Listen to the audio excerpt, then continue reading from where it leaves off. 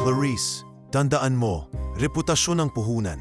Mariing wika ni Engineer Ramon Vergara habang itinatali niya ang laso sa magarbong ponytail ng kanyang nag-iisang anak. 10 taong gulang pa lamang si Clarice, ngunit sa loob ng malawak na master bedroom ng kanilang bahay sa eksklusibong village sa Makati, malinaw na ang guhit ng karangyaan sa bawat kilos niya.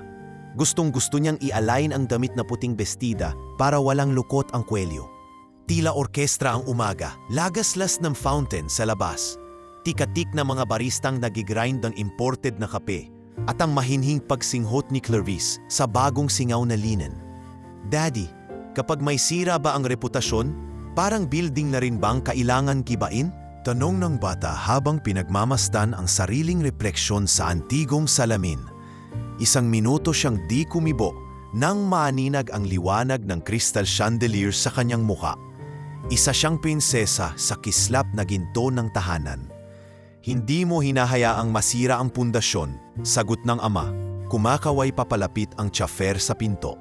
Kaya lagi kang mag-iingat sa kilos at salita.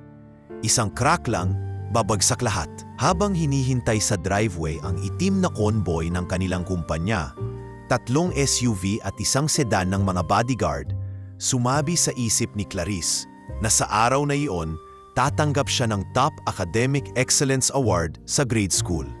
Mula edad 9, nilalamon na niya ang entablado sa tuwing tinatawag ang pangalan niya. Sariwa pa ang pabulong ng kaklase. Sobrang talino pero parang laging seryoso. Ngunit sa puso ni Clarice, mas mahalaga ang mapanatiling mataas ang noo.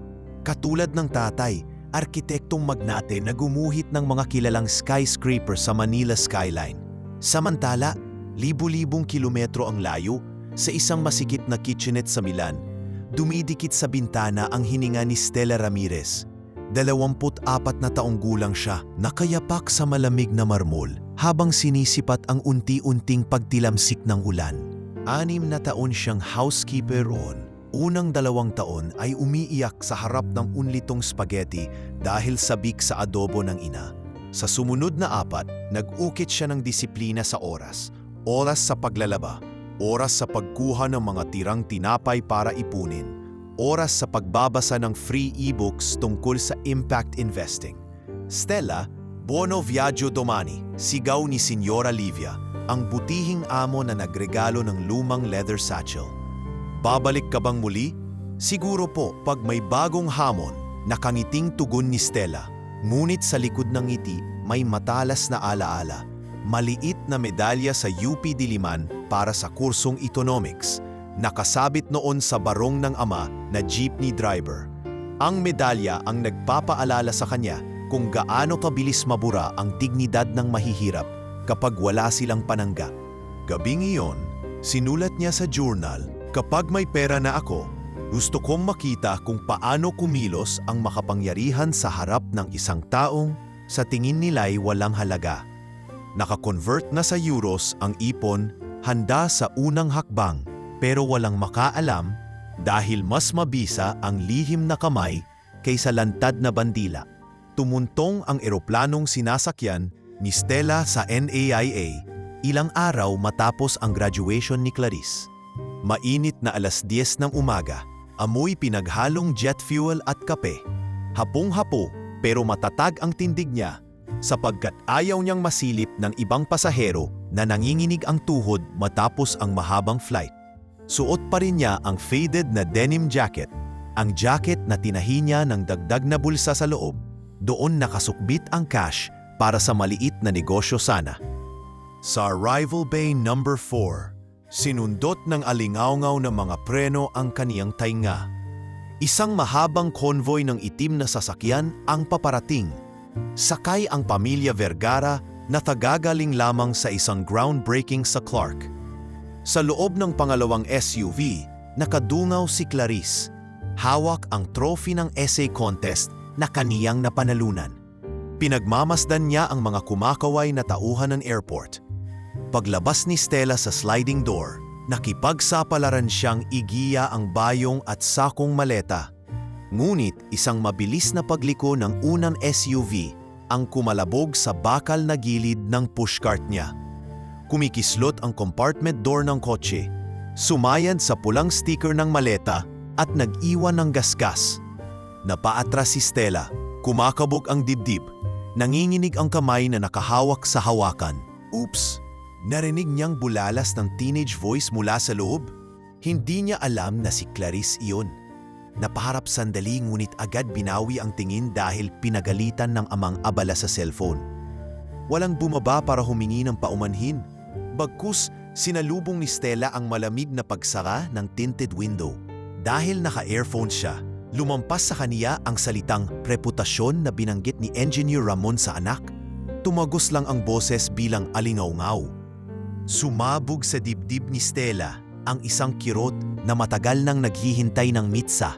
Hindi ito galit sa gasgas, kundi sa pagturing na hindi siya naroon. Pinagmasdan niya ang mga gulong na umusad, lumilikha ng maruming alon sa kalsada habang iwinawagayway ng 3 pulis escort ang mga baton para sa trapiko. Wala ni katiting na paglingon. Sa banyo ng terminal, hinaplos ni Stella ang gasgas sa maleta. Para siyang humahaplos sa nakaraan. Ang maliit na hiwa sa puso tuwing nakakaranas ng pangmamaliit ang ama sa harap ng pasaherong lasing. Hinarap niya ang sarili sa basag-basag na salamin. Hindi ako invisible, bulong niya sa Pilipino. Balang araw makikita ninyo ako. Lumipas ang ilang buwan ng tahimik na paghahanda. Sa isang karinderya sa Sampaloc, inilibing niya ang ulo sa spreadsheet na piniprint niya sa murang computer shop. Projection ng bagong kumpanya, Lira Holdings. Pinangalanan niya ito ayon sa lumang salitang lira, panukat ng tunog sa tula. Dahil nais niyang tumbasan ng pantay na tunog ang bawat kilos, mayaman man o mahirap. Tumulong ang isa niyang dating propesor para ipalista sa SEC. Gumawa siya ng trust structure na nakatago ang tunay na pagkakakilanlan. Sa kabilang dako, si Clarice naman ay mabilis na lumalaki sa eksena ng mga honor students. 12 kaarawan niya, nagtanghal pa ng mini-concert ang choir para lang ipagdiwang ang pagiging consistent valedictorian ng batch.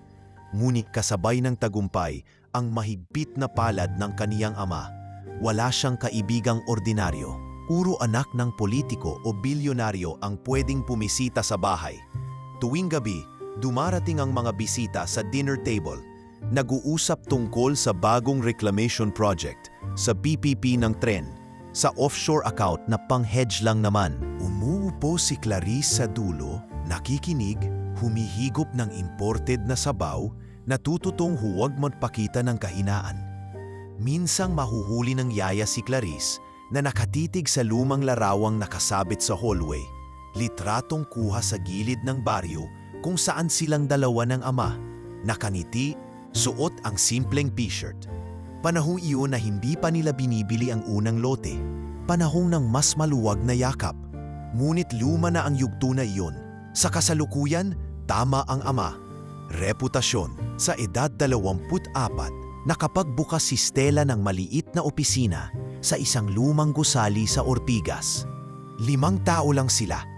2 accountant, 1 legal associate, 1 analyst na bagitong galing din sa State University, at siya, ang babaeng bihasa sa pagkatok sa pinto, ngunit sanay na ring sumuong sa pagtanggi.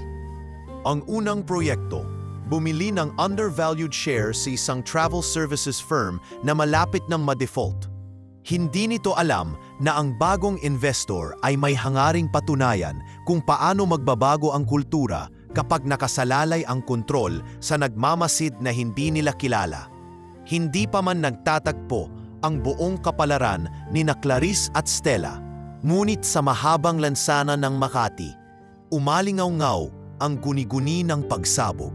Ang isang batang sanay sa trophy ay maglalakad patungo sa trono na hindi niya alam, at ang isang dating housekeeper ay kakapit sa invisible strings ng stock market upang hilahin ang telon. Sa pagitan nila ay iisang memorya, isang gasgas na maleta at bintanang hindi bumukas para mag-sorry. Isang maliit na bitakna, ayon sa arkitektong ama, maaaring maging dahilan ng pagbagsak ng buong gusali kapag hindi naagapan. Sa hinaharap, magiging pader ang reputasyon na iyon at ang kumakalabog na boses na nagbabadyang pukpukin ang pundasyon ay matagal nang naghahasa sa bilim. Isang matang tumitig habang walang imik sa ilalim ng araw, handang subukin kung hanggang saan aabot ang tikas ng mga taong akala ni imperyo na ang nakatayo sa paligid. 28 taong gulang si Clarice nang tuluyan niyang maupo bilang CEO ng Vergara Land and Leisure, Inc. Hindi ito bunga ng sentimental na pagpili undi ng isang malamig na boto sa boardroom. 7 laban sa 2, pabor sa pag-upo niya bilang pinakabatang leader ng kumpanyang minsang pinamunuan ng kaniyang ama. Namatay si Engineer Ramon sa isang stroke habang nasa international conference sa Dubai. Ang balita'y parang bombang bumagsak sa executive floor. Ngunit hindi natigil ang mundo para kay Clarice. 5 araw matapos ang libing, nag-organisa siya ng board presentation para ilatag ang bagong direksyon ng kumpanya. Vergara Land has become complacent, aniya, habang pinapakita ang chart ng flatlining revenues sa LED wall. We focus on heritage, but the world has changed. The elite market now wants privacy, not history. Exclusivity, not community. Tahimik ang boardroom. Sa isang tabi, nagdaas ng kilay ang matandang si Paulo Del Fiero, dating kaibigan ng kaniyang ama at kasalukuyang CFO. Nakasuot siya ng gray na Armani suit, may hawak na Montblanc pen, at parang nag-aalangan kung palalakasin ang boses o hindi. Sa huli, nagsalita siya sa tunong tila sinusukat ang alon ng hangin. Ambitious, Clarice. But we built this company with values, with service to the nation. Hindi ba't sa mga paanakan at public parks nagsimula ang inyong ama? Saglit na natahimik si Clarice. Tiningnan niya ang larawan ng ama sa gilid ng projector. Nasa groundbreaking ceremony ito ng isang eco-village, nakasuot ng simpleng barong. Ngunit mabilis din niyang inalis ang sentimental na pagninilay. Bumalik ang kanyang tono sa matigas. And this isn't 1985, Mr. Del Fiero. Our survival now depends on margins, on cutting waste, on focusing on clients who can afford experiences that are rare, discreet, and profitable. Sa sumunod na 6 na buwan, naging simbolo si Clarice ng bagong mukha ng VLLI. Sa loob ng kaniyang panunungkulan, nagtayo sila ng 3 luxury lifestyle malls sa BGC at isang off-grid resort sa Batanes na may helipad, infinity pool at private butlers na tinatawag na curators. Lumikha siya ng signature na kampanyang pinamagatang Excellence Through Exclusivity, kung saan tanging mga miyembro lang ng curated guest list ang makakapasok sa kanilang mga events at amenity spaces. Nag-viral ito sa mga socialites at expats na naghahanap ng silent luxury. Ang presyo ng shares ng kumpanya ay pumalo sa all-time high. Sa bawat quarterly briefing, pinapalakpakan siya ng board habang si Paulo, bagamat may mga komentong diplomatic, ay madalas lumulubog sa anino ng mga numero. Pero sa likod ng mga papuri at statistics, unti-unting lumalalim ang bitak sa pundasyon ng kumpanya. Nagsimula ito sa maliit na bagay, mga reklamo mula sa janitorial staff na pinag-merge ang 3 shift sa isa, kaya't umaabot ng 12 oras ang duty. May guard na napagalitan sa harap ng publiko dahil hindi agad nakabukas ang pintuan ng function hall para sa mga bisita. Ngunit sa paningin ng mga nasa itaas, hindi ito krisis, kundi cost efficiency. Clarice, sambit ng isa sa mga operations manager sa isang closed-door meeting. We're getting feedback from our staff. Wala raw silang voice sa decision-making. Natatakot ang iba na magsalita. Bakit sila matatakot kung wala silang ginagawang masama? Mabilis niyang sagot. Hindi man lang tumingin sa nagsalita, abala sa pag-scroll ng tablet. They should be grateful they still have jobs. We're paying above minimum wage, right? Tumango ang operations manager, pero hindi na muling nagbukas ng bibig. Sa labas ng opisina, tahimik ang mga hallway ng executive floor, hindi dahil sa disiplina, kundi dahil sa takot. Naging kilala si Clarice bilang perfectionist. Isang maling grammar sa report ay dahilan na para palitan ang buong team.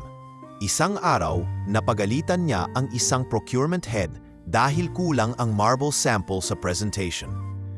Do you think billionaires want to see limestone, Henry? We sell prestige, not sidewalks. Ngunit kahit ganito katindi sa loob, ang public image ni Clarice ay nilililok ng PR firm. Siya ang tinatawag ng media bilang the Iron Heiress, tagapagmana na nagiging huwaran sa mga babae sa corporate world. Isang magazine ang nag-feature sa kanya sa cover, nakasuot ng powder blue pantsuit. May caption, "Breaking Boundaries, Building Empires." Sa personal na buhay naman, mas lumawak ang distansya sa pamilya. Nasa Canada na ang ina, isang retired professor at bihira silang magkausap. Hindi na rin siya lumalabas sa mga dating kaibigan. Para sa kanya, ang mga ito'y distraction lamang. Ang tanging nilalaan niyang oras sa labas ng trabaho ay para sa luxury events, charity balls, at meetings with investors. Lahat scripted. Nakakalibrate sa isang benefit dinner sa Shangri-La habang nagbubulungan ang mga mayayaman tungkol sa mga bagong art acquisitions at Swiss accounts. Lumapit sa kanya si Paulo Del Fierro. Clarice, mahinahong sabi nito habang hawak ang isang glass ng wine. I've been talking to our suppliers. May mga delays daw sa payment. Hindi raw sila makasingil. Saglit na napangiwi si Clarice. Tell them it's part of our cycle. Huwag silang umasa ng advance payments kung hindi sila premium vendor. Pero kung sunod-sunod ang ganito, baka mawalan tayo ng partners. Tiningnan niya ito ng diretsyo. If they want security, let them sell fish. This is luxury, Paulo. Muling tumango ang matanda.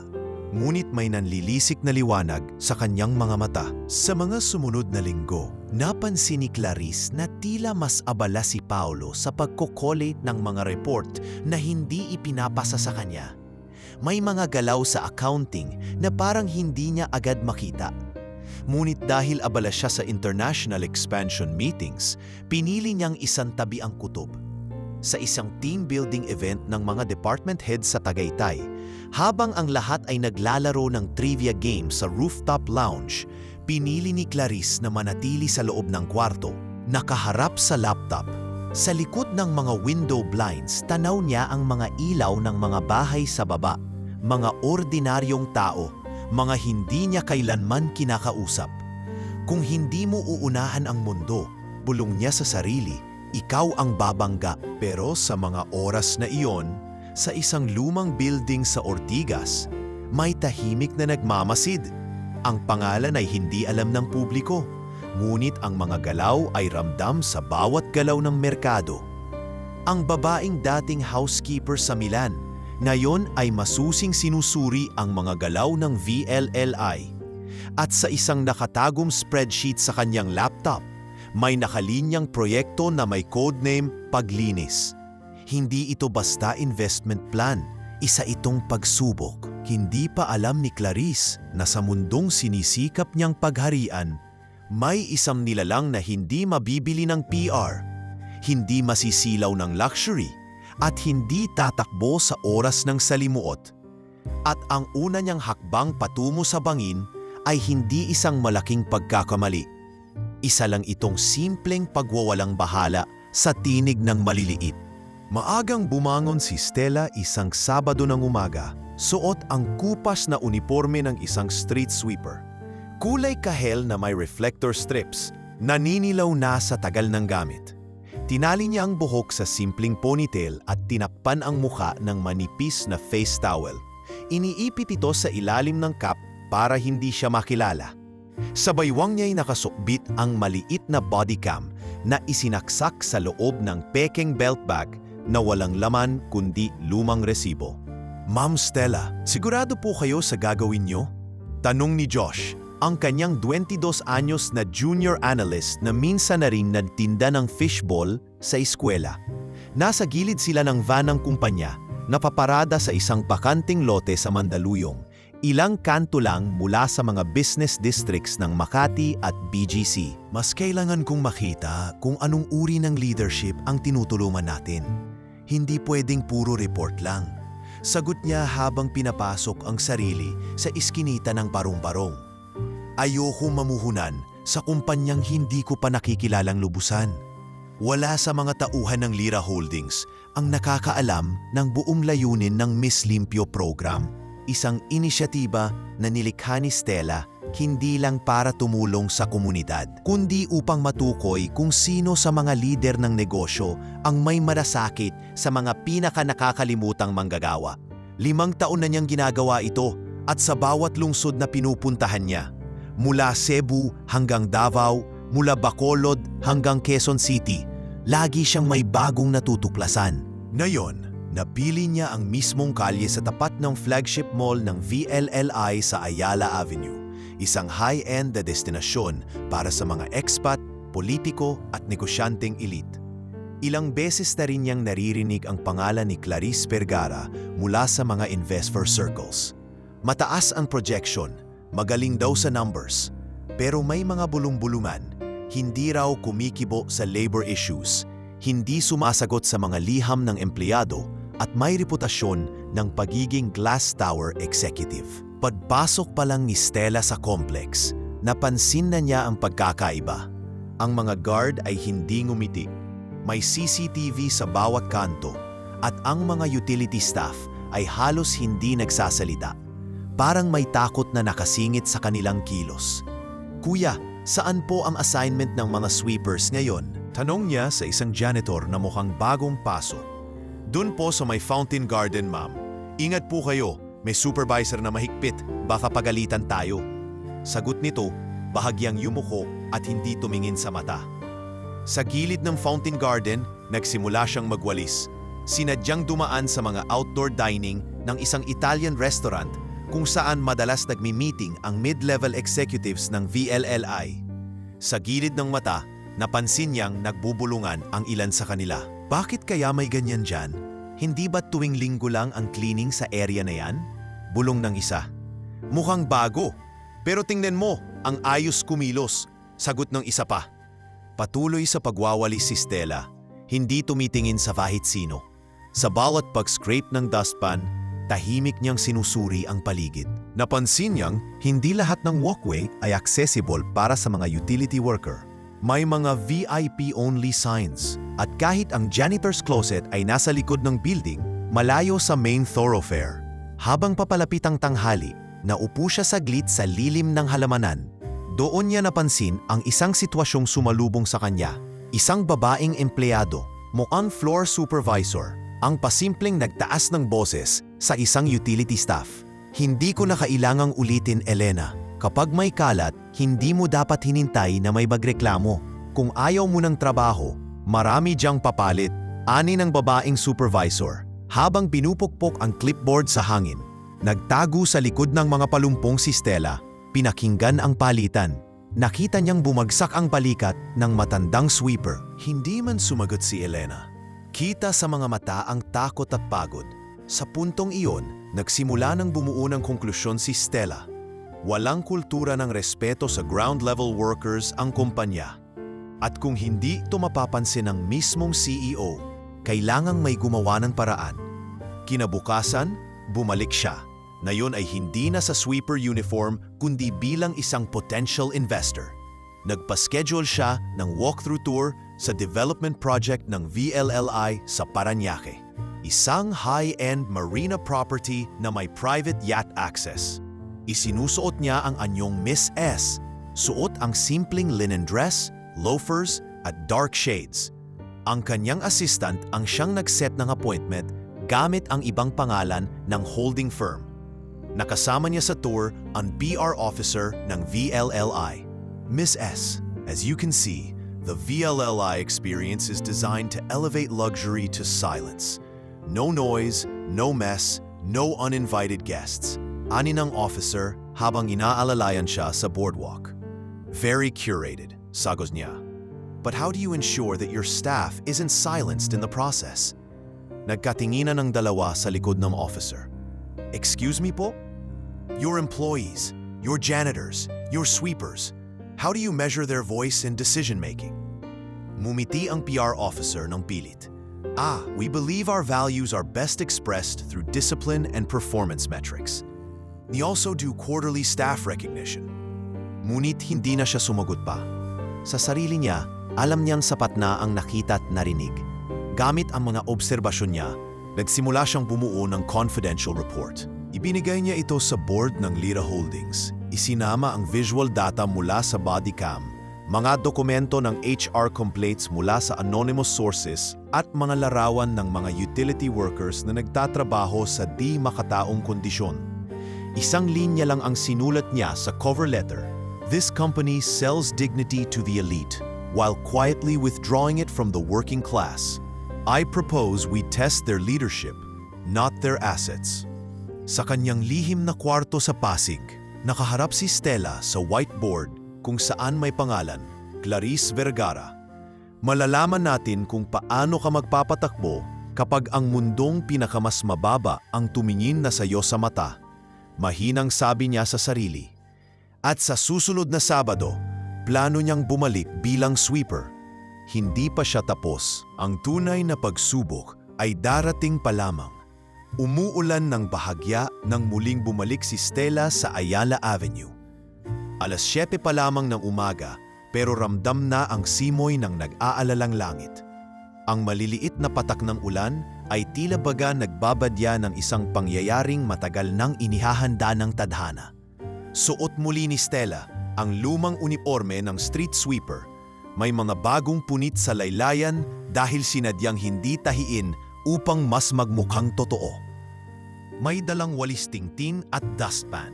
Nagsimula siyang maglinis sa gutter sa may bandang likod ng mall kung saan dumadaloy ang baha mula sa hindi inayos na drainage. Ilang araw na siyang bumabalik sa lugar, tahimik na pinag-aaralan ang daloy ng tao, kilos ng empleyado, at kaswal na asal ng mga bisitang tila may sariling mundong hindi kinikilala ang mga taong naglilinis ng dumi nila. Pero sa umagang iyon, isang hindi inaasahang pangyayari ang mangyayari. Isang sandaling magiging tulay ng pagbabago sa dalawa nilang mundo.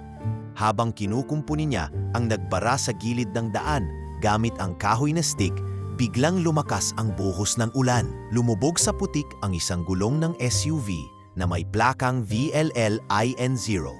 Mabilis itong papalapit, dumaan sa harapan ni Stella habang hawak pa niya ang dustpan. At dahil sa bilis ng sasakyan, tumilamsik ang putik pataas, tuluyang tumama sa kanyang mukha, balikat at dibdib. Napaatras siya, ngunit hindi na niya nailigtas ang sarili. Bumukas ang bintana ng SUV. Sa loob nakaupo si Clarice, abala sa pakikipag-usap sa dalawang babaeng kaibigan, parehong naka-formal wear na tila pupunta sa press conference. Halatang iritado si Clarice dahil ang damit niyang beige ay nabahira ng konting alikabok mula sa basang daan. Anong ginagawa mo dyan? Hindi mo ba alam na delikado yung ginagawang panghukay sa gitna ng kalsada? Sigaw ni Clarice, hindi binababa ang boses kahit maraming tao sa paligid. Hindi agad sumagot si Stella. Pinunasan lang niya ang pisngi. Tinignan ang mga kamay na may halong putik at grasa. Tumitig siya sa mata ni Clarice. Hindi galit ang nasa titig niya, kundi isang malamig, walang emosyon na pagtanggap sa pagtrato sa kanya. Naramdaman niya ang bigat ng pagtitig na iyon, isang uri ng katahimikan na mas malakas pa sa sigaw. Walang disiplina talaga ang mga ganitong klasing tao. Bulalas ng isa sa mga kaibigan ni Clarice. Pati ang walis niya parang ipapalo sa kotse natin. Hayaan mo, babayaran ko ang car wash, sabay tawa ni Clarice habang dumampot ng patak ng putik sa gilid ng bintana. Sa harap ng maraming mata, itinapon niya ito sa uniforme ni Stella. Oh, dagdagan ko na ang koleksyon mo. Baka sakaling maging mas productive ka. Isang tahimik na oo ang kumalat sa ilang nakasaksi. May lalaking delivery rider ang napalingon pero agad ding umiwas ng tingin, takot na madamay. Sa di kalayuan, may lalaking vlogger na kinunan ang eksena, ngunit dahil sa malayo ito, hindi masyadong kita ang mukha ni Clarice. Pero malinaw ang insidente. Di bale, bulong ni Stella sa sarili. Ang putik ay madaling alisin sa balat pero hindi sa ugali. Hindi siya gumanti. Hindi siya nagsalita. Tiningnan lang niya si Clarice, matagal, tahimik at mariin. Sa titig niyang iyon, tila hindi lamang putik ang tinanggap niya, kundi ang buong bigat ng sistema ng pangmamaliit. At sa simpleng pagkiling ng kanyang mukha upang hindi matalsikan muli, nagsimula ang isang hindi inaasahang revolusyon. Bumalik si Clarice sa upuan ng SUV, iniling ang buhok at tinakpan ang bintana. Let's go! Ayoko nang mababad sa ganitong eksena. Nakakababa ng mood. Habang paalis ang SUV, binitiwan ni Stella ang walis at umupo sa gilid ng sidewalk. Ipinikit ang mata sa ulan. Hinayaan ang tubig na limisin ang muka. Sa loob ng dibdib niya, may unti-unting tumitibok na hindi natakot, hindi galit, kundi kumpirmasyon. Ang pinakahihintay na kilos ng isang lider upang makilatis ay dumating na. At ito ay isang kabiguang hindi na niya kayang palampasin. Makalipas ang isang oras, nasa van na siya ng kanyang team. Hindi pa niya binubuksan ang bibig, pero alam na nina Josh at ng iba pang kasama na may nangyari. Boss, anong gagawin natin? Tanong ng isa. Maghintay tayo, sagot niya. Bukas, sisingilin ng mundo ang dapat singilin. Pero hindi natin gagamitin ang galit, gagamitin natin ang sistema. Dahil kung paano mo itinuturing ang pinakamababa, iyon ang tunay mong halaga bilang pinuno. Kinagabihan, habang tinutuyon niya ang basang uniforme, natanggap niya ang alert sa kanyang cellphone.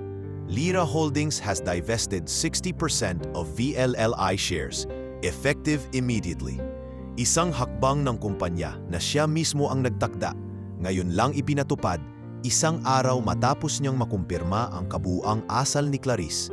Habang natutulog si Clarice sa kanyang penthouse, buo ang akala niyang wala na ang street sweeper na pinapunan niya ng putik.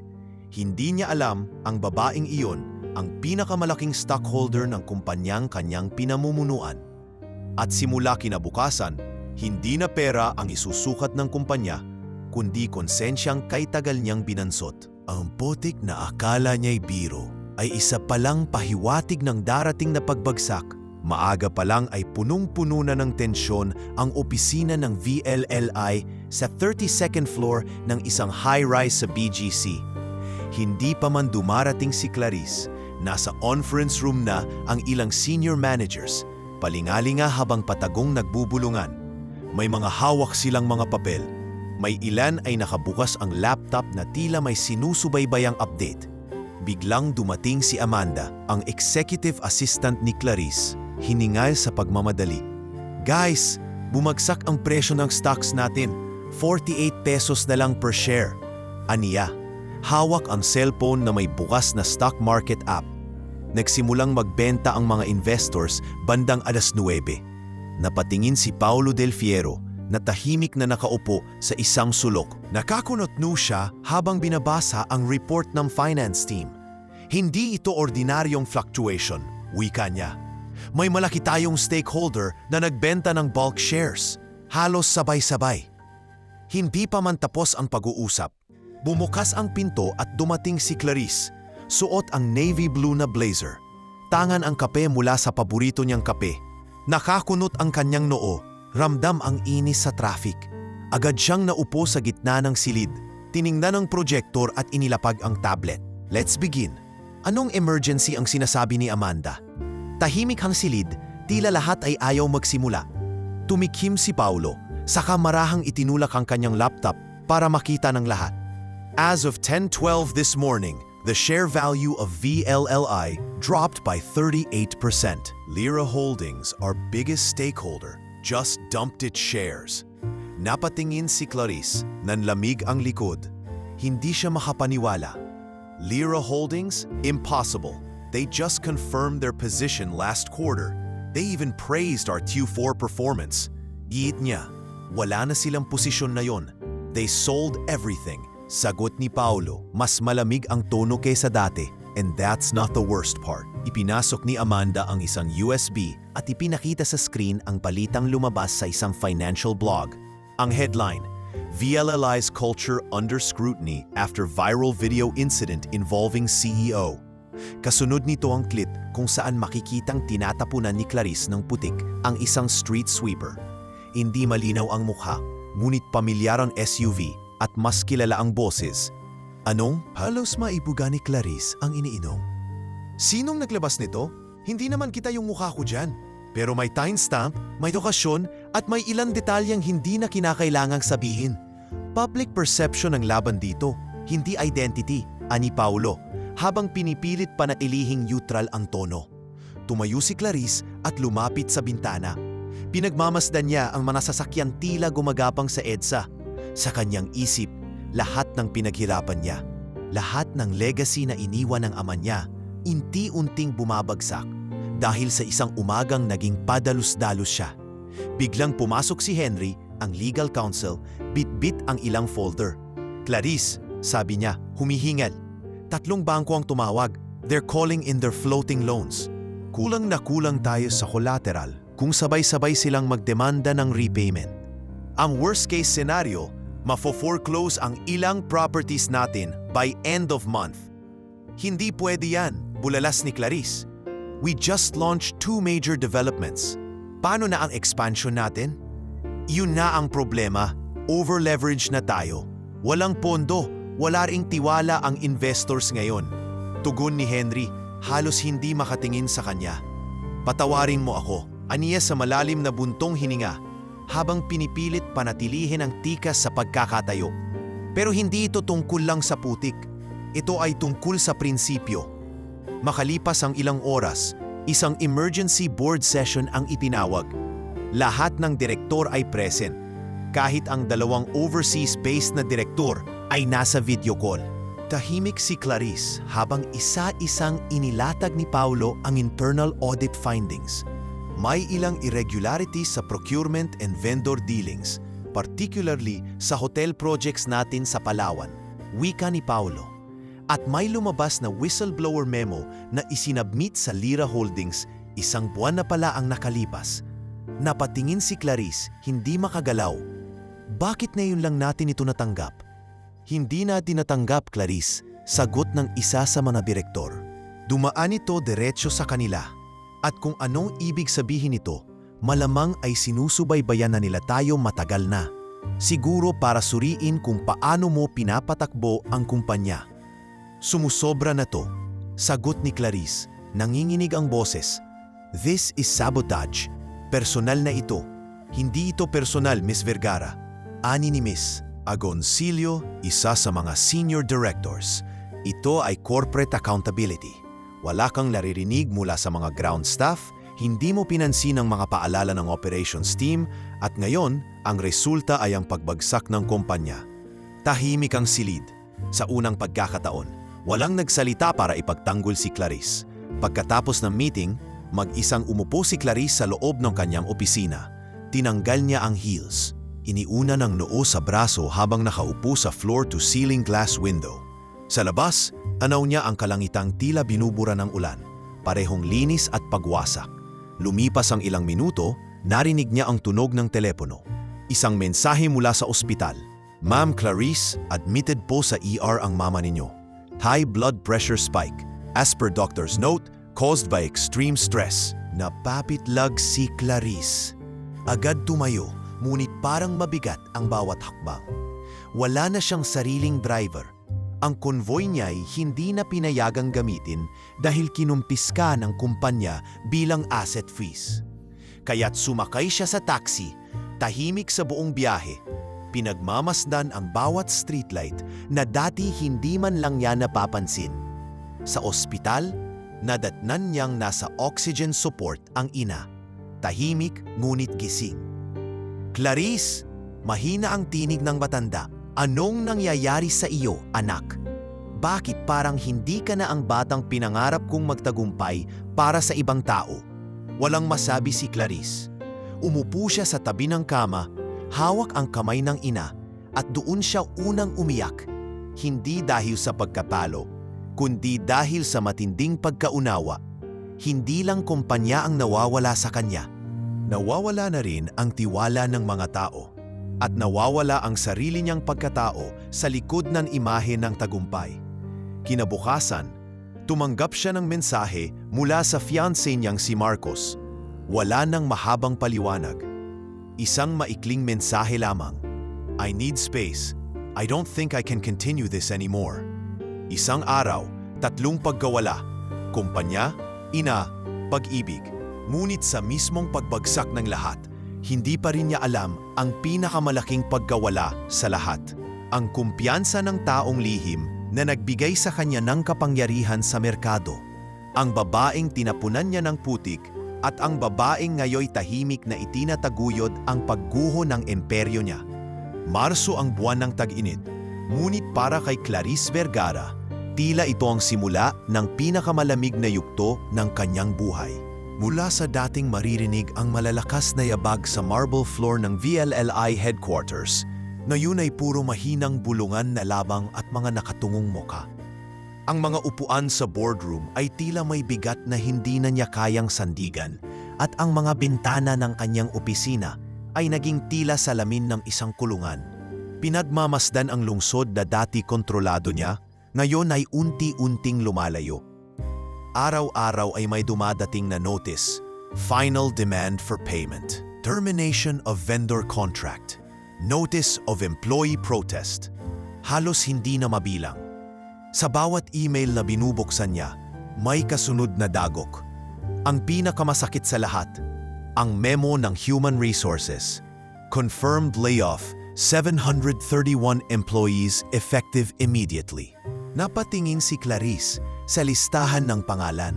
Bawat isa ay may kasamang taon ng paninilbihan. Ilan sa kanila ay mas matagal pa sa kanya sa kumpanya. I don't even know half of these people. Bulong niya habang nakatitig sa spreadsheet. Exactly, sagot ni Paulo Del Fierro na dumating na naman nang walang paanyaya sa kanyang opisina. You never made time to know them. Hindi siya sumagot. Ang dating tiwala niya kay Paulo ay nauupos na rin. Hindi na niya alam kung ito'y talagang kakampi o isa sa mga dahilan ng pagguho. Ngunit sa ngayon, siya na lamang ang napitirang muka ng kumpanya at siya ang pinupuntirya ng lahat ng galit, lahat ng sisi. 26 ng Marso, nang ganapin ang kilos protesta sa harap ng VLLI headquarters. Mahigit 500 empleyado, karamihan mula sa housekeeping, security, maintenance at project logistics ang dumagsa. Bit-bit nila ang mga kartulinang may nakasulat na, "Hindi basura ang buhay namin. Trabaho ang puhunan ng pamilya. Ibalik ang dignidad sa paggawa." Sa loob ng opisina, pinagmamasdan ni Clarice ang eksena sa CCTV feed. Lumalamlam ang kanyang tingin, nanunuyo ang lalamunan, ngunit hindi siya makalabas. Hindi dahil sa takot sa galit ng tao. Bagkus, takot siyang makita ang mga mukha ng mga taong hindi niya kailanmang kinausap, ngunit nasaktan ng kanyang mga desisyon. Naging headline kinabukasan ang protesta. May isang pahayagan ang nagsulat, "From penthouse to protest, how a CEO became the symbol of corporate coldness." Wala pang isang linggo, bigla na lamang tumigil ang kanyang social life. Mga dating kaibigang sosyal, mga kasama sa charity gala, mga kasama sa yacht events, lahat biglang hindi sumasagot sa chat. Walang sagot sa tawag. Ang iilang natira, puro paikot na sagot. "We're out of town. Maybe next month, Clarice. Things are just too sensitive right now." Isa sa pinakamalapit niyang kaibigan, si Olivia, anak ng senador at madalas niyang kasabay sa business class flights, ay hindi na rin nagpaparamdam. Isang araw, nakita na lang niya ang litrato nito sa Instagram. Nakangipi sa isang brunch event na dati siya ang unang imbitado. Ganito pala kabilis makalimot ang mga tao, sabi niya sa sarili, habang tinititigan ang screen ng phone. Sa mga sumunod na linggo, isa pang dagok ang dumating. Tinanggal ng bangko ang mga corporate credit cards niya at ipinakansela ang lease ng kanyang penthouse sa Rockwell dahil overdue na ng 2 buwan. Wala siyang ibang mapuntahan kundi ang maliit na unit na dating pagmamay-ari ng kanyang yaya sa Pasig, na nasa pangalan pa rin ng pamilya nila ngunit hindi niya kailanman tinirhan. Dito siya unang nakaranas ng pila sa palengke. Dati, lahat ng pagkain ay pre-ordered at dinedeliver sa pintuan. Ngayon, siya ang nakatayo sa harap ng tinderang may apron. May bit-bit na eco bag na may lamang itlog, sibuyas at 3 pirasong saging. "Ma'am, bayad muna po bago timbang," sabi ng tindera. Natigilan si Clarice, hindi dahil sa yabang, kundi dahil hindi niya alam ang proseso. Ilang segundo ang lumipas bago siya nakahugot ng 500 piso mula sa pitaka. Tumango ang tindera, walang anumang pagkilala, walang pag-aalangan. At sa isang iglap, tila nawala ang kanyang dating pagkatao. Si Clarice Vergara, CEO, ay isa na lamang ordinaryong mamimili. Sa isang gabi, habang pinipilit niyang mag-budget ng natitirang savings niya, kaunti na lamang ang naiwan matapos bayaran ang hospital bills ng ina. Tinawagan niya si Marcos, ang kanyang fiancé. Ilang araw na rin itong hindi sumasagot sa mga mensahe niya. "Mars," nanginginig ang boses niya. Saglit na katahimikan ang sumunod. "Clarice, I just don't think we're on the same path anymore." Sagot ng lalaki, malamig at diretsyo. "I'm sorry. I need to focus on building something stable, and you're not stable anymore." Akala ko ba tayo sa hirap at ginawa? Halos pabulong ang tanong niya. "Hirap, Clarice? Hindi ito hirap. Ito ay bangin, and I can't jump with you." Sa tunog ng pagputol ng tawag, tila may pisiring na putol sa loob niya. Isa na naman ang nawala. Isa na namang pagkakakilanlan ang tinanggal sa kanya. Ngunit ang pinakamasaklap na gabi ay dumating nang bigla siyang tawagan ng ospital. Muling na-admit ang kanyang ina. Ngayon ay sa ICU. Sa ospital. Habang tahimik na naglalakad sa hallway, nakasalubong niya ang isang lalaking dating driver ng VLLI. Si Mang Ramon, halos 60 na, dating masayahin. Nang makita siya, bahagyang yumuko ang matanda, ngunit hindi ngumiti. "Ma'am Clarice," mahinang bati nito, "salamat po sa pagkakataong makapagtrabaho noon. Kahit wala na kami roon, sana po makabangon din kayo." Wala siyang naisagot. Sa unang pagkakataon, isang dating empleyado ang nagpakita ng tunay na malasakit. Hindi dahil boss pa rin siya, kundi dahil dating tao siyang nagbigay ng pagkakataon, kahit sandali. Pero kung totoo ito noon, bakit ngayon lang niya ito naramdaman? Umakyat siya sa ICU at naupo sa tabi ng kanyang ina. Hawak ang malamig na kamay nito, inilingkis niya ang mga daliri at pinikit ang mata. Sa loob ng kanyang isipan, iisa lang ang tanong na paulit-ulit. Anong klaseng leader ba talaga ako? Sa labas ng ospital, nagsisimula ng pumutok ang balita. Isa sa mga silent shareholders ng VLLI ay hindi na raw tahimik. Isang babaeng nagmamay-ari ng Lira Holdings na sa ngayon ay tahimik ngunit may hawak sa tadhana ng buong kumpanya. Hindi pa alam ni Clarice, ngunit ang kamay ng pagbagsak ay hindi na random na galaw ng ekonomiya. Isa na itong sinadyang pagtulak, hindi para ibagsak siya, kundi para turuan siyang tumingin sa lupa kung saan naroroon ang mga taong matagal na niyang hindi napapansin. Minsan, ang katahimikan ay mas mabigat kaysa ingay ng pagkatalo. Ganito ang pakiramdam ni Clarice habang tahimik na nakaupo sa mahabang bangko sa loob ng City Hall ng Makati. Kasama siya sa pila ng mga naghihintay para sa tax clearance, kapalit ng permit na kailangan niyang i-renew bilang acting officer ng nalalabing subsidiary ng VLLI. Nasa kamay niya ang folder na puno ng mga papel na hindi niya dating hinahawakan. Mga dokumentong dating ipinapapirma lang sa kanya ng assistant. Ngayon ay siya na ang mismong naglalakad, nagpapapirma at naghihintay. Kakaibang tanawin para sa isang babaeng dati hindi nagpapahinga sa ilalim ng fluorescent lights ng mga pampublikong gusali.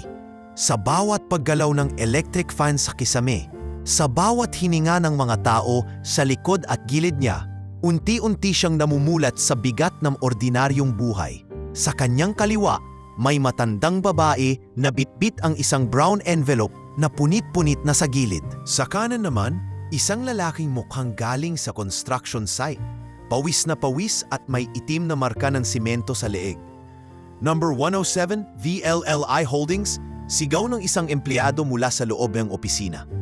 Tumayo siya, marahan at inabot ang kanyang folder. Ako po yun, mahina niyang tugon. Habang nilalakad ang koridor papunta sa opisina, napansin niyang may babaeng street sweeper na abala sa pagwawalis sa bandang dulo ng pasilyo. Nakatalikod ito, pero may pamilyar na ayos. Ang tindig, ang tikwas ng balikat, ang ayos ng pagkakasuot ng lumang cap. Bumagal ang lakad ni Clarice at parang pinagsakluban ng langit at lupa nang humarap sa kanya ang babae. Si Nena, ang street sweeper na tinapunan niya ng putik. Magandang umaga po, bati ni Stella. Nakatitig sa kanya, ngunit ang tinig ay payapa, walang galit, walang panlilibak. Para lamang siyang isang ordinaryong empleyado na bumati ng magalang.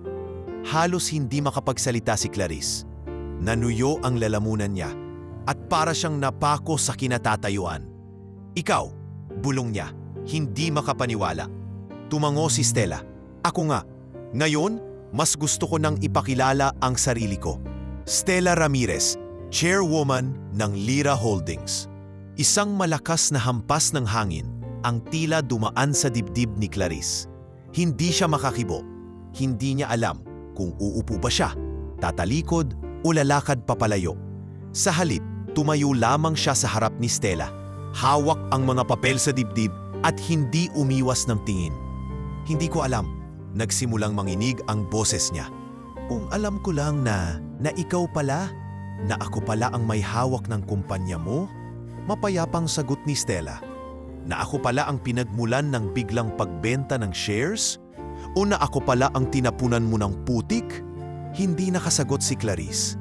Tila lahat ng salitang pwede niyang gamitin ay biglang nawala sa dila niya. Ang mga script na dating kaya niyang i-recite sa harap ng boardroom ay hindi na umuobra. Alam mo, Clarice, patuloy ni Stella, hindi ko ginawa ito para pabagsakin ka. Ginawa ko ito para subukin ka.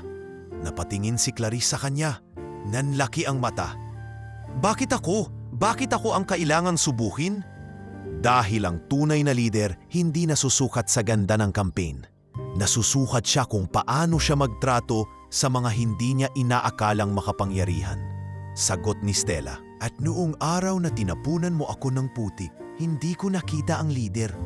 Nakita ko ang isang taong akala niya'y kaya niyang yurakan ang maliit dahil akala niya'y maliit lang iyon. Tahimik na napaupo si Clarice sa kalapit na bangko. Sa loob ng ilang minuto, walang nagsalita. Tanging ingay ng mga empleyado sa loob ng opisina ang maririnig. Sa wakas, nagsalita siya muli. Hindi ko alam paano bumangon mula rito. Sabi niya, lahat ng natutunan ko, lahat ng pinaniwalaan po, lahat yon parang nilamon ng lupa.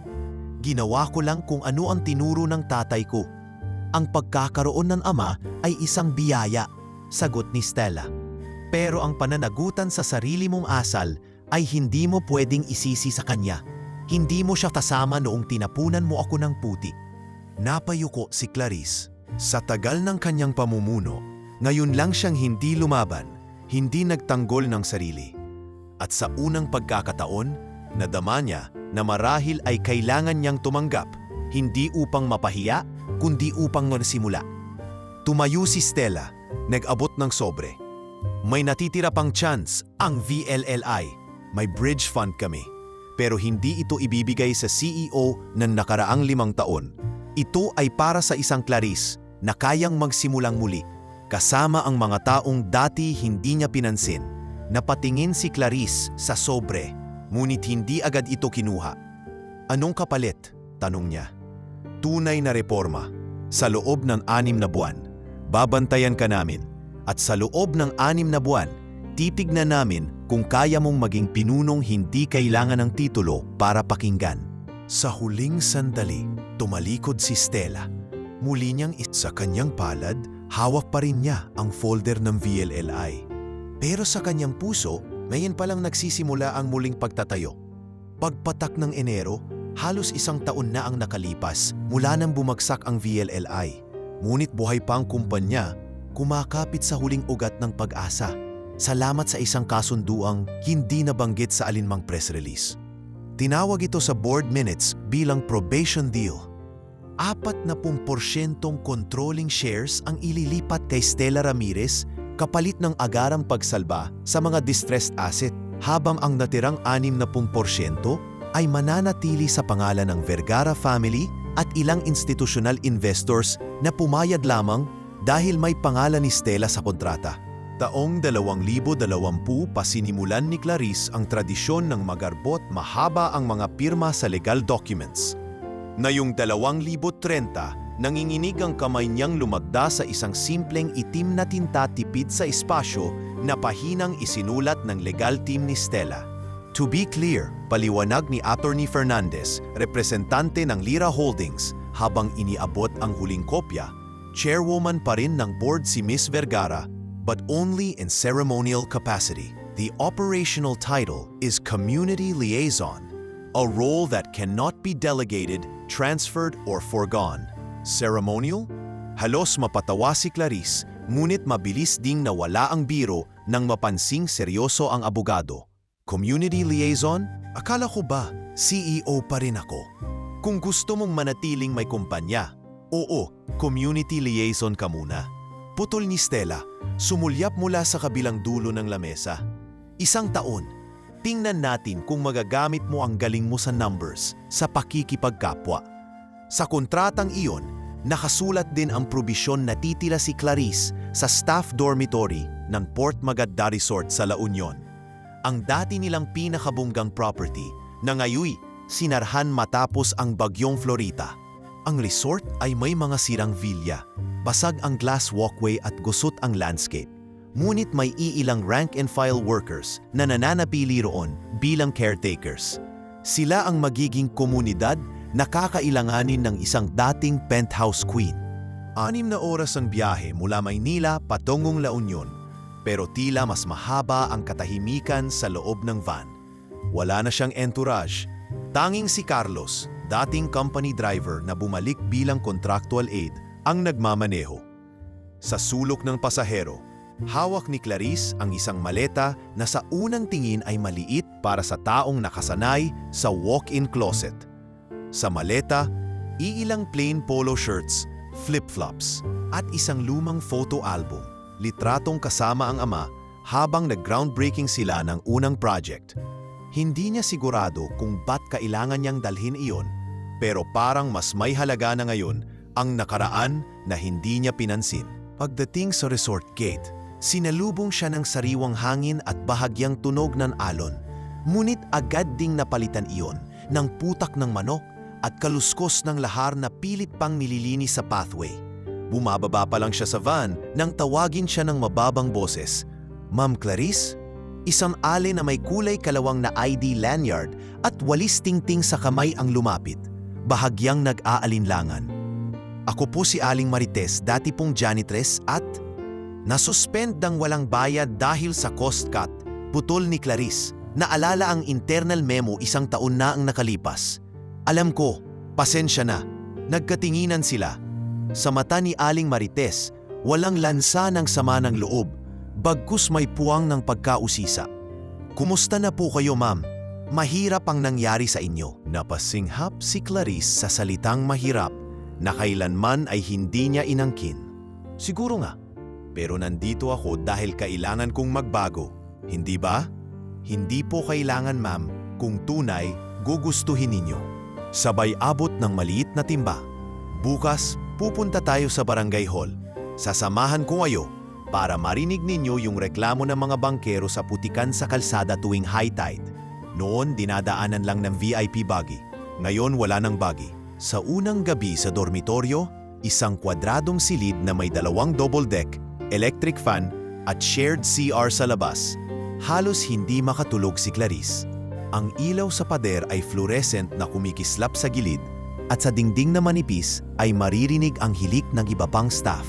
Naalala niya ang tahimik na pag-iyak ng ina sa Makati Medical Center. Ilang buwan bago ito binawian ng buhay. Pila ng mga layoffs, otomatikong pag-decline ng corporate Amex. Huminga siya ng malalim, saka sinabing, "Ito, ginagawa ko para sa iyo, ma." At sa unang pagkakataon, nahiga siya ng walang aircon, nakikinig sa hampas ng hangin sa kawayan. Kinabukasan, nagsimula ang immersion. Pagbangon alas 5, sabay kain ng lugaw sa kusina ng mga utility worker. Pag-ikot sa nasirang boardwalk kasama si Mang Jun, maintenance head. Pagtulong mag-ayos ng solar lamps sa bakanteng campsite at pakikinig sa kwento ng mga nawalan ng pamilya sa bagyong pumatay sa turismo sa rehiyon. Kada hakbang, binibilang niya sa utak ang gastos, potential ROI, pero pinipigilan niya ang lumang ugali na unang mag-compute bago makinig. Sa halip, inuuna niya ang tanong na, ano po ba ang pinakamahirap dito? At hinahayaan ang sagot na magtagal sa pagitan ng mga pintig ng puso. Isang hapon, habang nagko-compile siya ng listahan ng immediate repair tasks, nakatanggap siya ng balita sa email. Subject: Resignation of Mr. Paulo Del Fiero. Kasunod ang isang attachment mula sa Securities and Exchange Commission. Kulay pula ang header: Fraud, Misappropriation, Tax Evasion. Sa baba, the respondent has entered a plea bargain, subject to payment of back taxes amounting to 128 million pesos. Napatayo si Clarice, napabitaw sa notebook. Ang CFO na minsang mentor ng kanyang ama na matagal na niyang pinagdududahan ay tuluyan ng bumitaw, hindi para protektahan siya, kundi para iligtas ang sarili. Sa ilalim ng detalyeng iyon, nakasulat ang linya: Outstanding tax liabilities incurred under the previous executive administration are hereby the responsibility of the current board. At alam niyang siya iyon.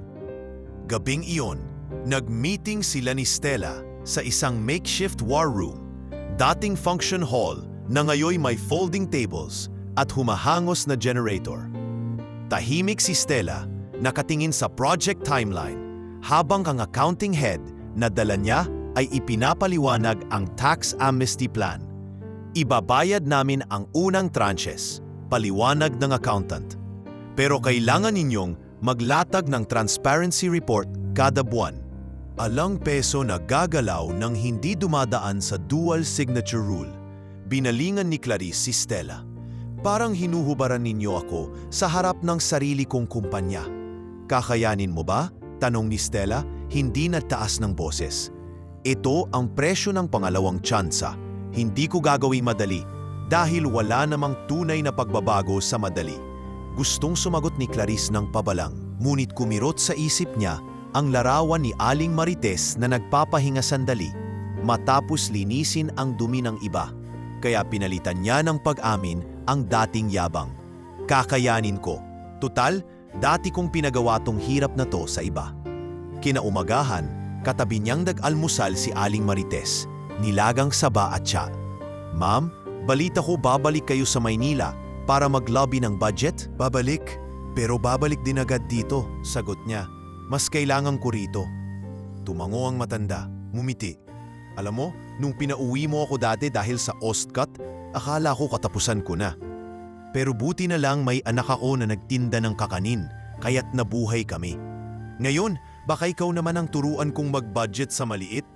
Napangiti si Clarice, may bayad ng hiya at pasasalamat. Pakituruan po, Aling Marites, hindi biro ang maliit.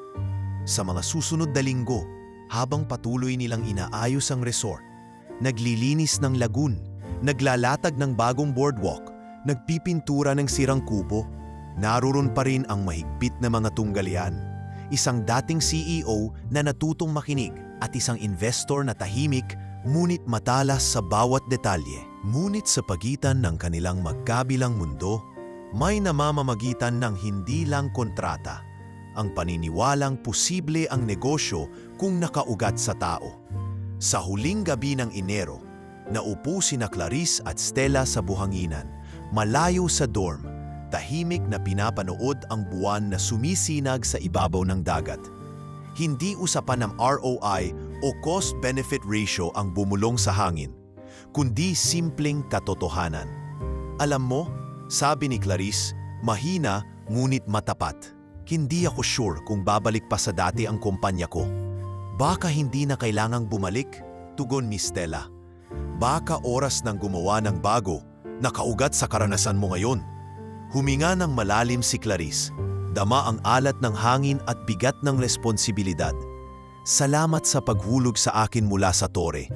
Biro niya, mahina ang tawa. Hindi kita hinulog, sagot ni Stella. Tinapik ang buhangin sa palad. Tinakita ko lang kung gaano kataas yung tore. At mas mahalaga, kung ano ang itsura ng lupa. Sa pagitan ng hampas ng alon at malamig na simoy, nag-uusap ang dalawang babaeng dati nasa magkaibang dulo ng lipunan. At sa liwanag ng buwan, tila malinaw na. Ang pag-angat ng VLLI ay hindi na nakasalalay sa marmol at salamin, kundi sa pagtanggap na ang tunay na pundasyon ay tao at minsang mas matigas ang puso ng karaniwang manggagawa kaysa pinakamahal na semento ng skyscraper. Mayo 10 pa lamang nang maglabas ang pag-asa ng bulletin. Florita, tropical depression, possible landfall over northern Luzon within 72 hours. Sa Port Magada Resort, ang binubuo pa lang na puso ng panibagong VLLI, mahigpit na nagpaalala si Clarice sa team meeting sa lumang function hall. Walang projector ngayong gabi, tanging lampang kerosene at ilang headlamp na nakasabit sa trapal ang nagsilbing ilaw. Tiyakin nating mailikas ang lahat ng kubong inuupahan ng mga pamilya ng staff bago mag-araw ng Sabado. Bilin niya, humarap kay Mang June. Unahin ang tao, saka na ang villa. Napakagatlabi si Mang June. Alam niyang ang ibig sabihin nito'y ililipat lahat ng generator, tubig at medisina mula sa VIP storage papunta sa Barangay Evacuation Center. Madaling ipag-utos, mahirap gawin. Ngunit ngayong dingding na ng alon ang maririnig nila sa dilim. Walang ibang pagpipilian. Ma'am, kulang po tayo sa tarp at medisina kung isasama pa ang barangay sa kabilang dulo. Paalala ni Aling Marites habang sinusulat ang listahan ng kailangang materyales. Gamitin natin ang contingency fund sa treasury. Tugon ni Clarice. Ma'am, yun na lang po ang natitirang 4.8 milyon. Bulong ng accounting aid. Kinakalkula ang perang halos hindi pa sumasahod ang kumpanya. Kung mauubos ito, wala na tayong pambayad sa kontraktor ng boardwalk. Saglit na natahimik ang silid. Sa ulo ni Clarice, nag-flash ang dati niyang training. Secure the assets first, protect the brand, salvage the margin. Ngunit ngayon, ibang boses ang mas malakas. Ang tinig ng mga tauhang nakasama niyang kumain ng lugaw sa madaling araw. Tumikhim siya. Kung walang empleyado, walang brand. Mariing sambit niya. Kung walang komunidad, walang margin. Unahin natin sila. Kung kailangan kong umutang para sa VIP villa sa dulo, gagawin ko. Pero hindi na yon. Tuluyang dumating si Florita sa kalagitnaan ng hating gabi. Sa unang bugso pa lamang, nabuwal ang mga coconut tree na parang posporo. Nang pumutok ang ikatatlong generator, sabay na wala ang kuryente sa buong resort at sa kalapit na barangay. Sa loob ng evacuation center, isang lumang covered court, nagdarasal ang mga bata habang pinipigilan ng mga magulang ang takot. Si Clarice, nakabotas at nakapantakip ulo na binigay ng Coast Guard, ay paikot-ikot sa pasilyo, nag-aabot ng kumot, tubig, at ang natitirang 5 kahon ng biscuits na dapat sana'y pang-welcome amenity ng investor guests. Ma'am, Clarice, baka mag-high tide ulit, sigaw ni Mang June habang binubuksan ang pinto para masilip ang baha. Kung aakyat pa to ng 2 pie, lulubog na ang kwarter kung saan nandon ang matatanda. Kung ganon, tugon niya, ilipat natin sila sa main lobby. Putulin na lang ang grand staircase kung kailangan. Hindi mahalaga ang marble kaysa buhay. 1 oras pagkatapos, dumating ang Coast Guard na sinabihan ni Stella sa telepono. Nagdala ang bangka ng kaunting hot meals at gamot. Habang inaasikaso ni Clarice ang mga senior na may alta presyon, may dumi ng langis sa kanyang pisngi at may pilas na tela sa manggas ng damit. Kung may nakakakita man sa kanya nun, mahirap na yung paniwalaang siya ang parehong babaeng nasasama sa magazine cover. 3 araw ang lumipas bago tuluyang kumalma ang dagat. Ngunit naiwan ang bakas ng unos. Sinira ni Florita ang kalahati ng boardwalk. Tumupi ang ilang glass wall ng presidential villa, ang maliit na community housing kung saan nakatira. Ang ilan sa mga staff ay hindi nakilala. inihampas ng hangin ang bubong sa Karatig Bukirin. Sa gitna ng wasak na tanawin, nagmando si Clarice ng damage assessment team kasama ang barangay kapitan. Mula alas 5 ng umaga hanggang lampas dapit hapon, nagro-roving sila. Kinukunan niya ng litrato ang bawat nasirang dingding. Hindi para sa insurance claim, kundi para ma-prioritize kung anong bahay ang uunahin sa pagtatayo. Kasunod ng assessment, nagpatawag siya ng all-hands meeting sa pinakamaayos pang pavilion. Umuuga ang bubong sa hangin, ngunit malinaw ang kanyang boses. May 2 milyong piso tayong nalalabing working capital.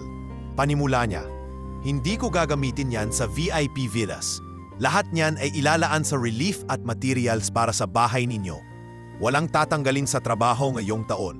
Kapag kailangan kong i-freeze ang dividends, gagawin ko, pero sigurado ang sahod ninyo. Nagkatinginan ang mga trabahador. Ang iba'y nanlalaki ang mata, ang ilan ay napaiyak. Sa sulok, kinuhanan sila ng larawan ni Rico Labayen, isang freelance journalist na kasalukuyang naka-assign sa Northern Luzon para sa climate disaster stories.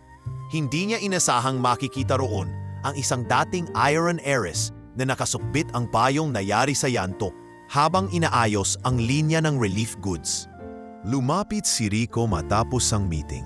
"Ma'am Clarice, hindi ako PR ha?" Bungad niya, may luma at basang kamera na nakasabit sa leeg. "Pero nakita ko yung video noong 1 taon. Iba ka ngayon. Pwede kitang ma-interview?" Napatingin si Clarice sa putik sa kanyang boots. Sakang umiti ng payak. "Ikaw ang may hawak ng lente. Kunin mo ang kwento ng tao.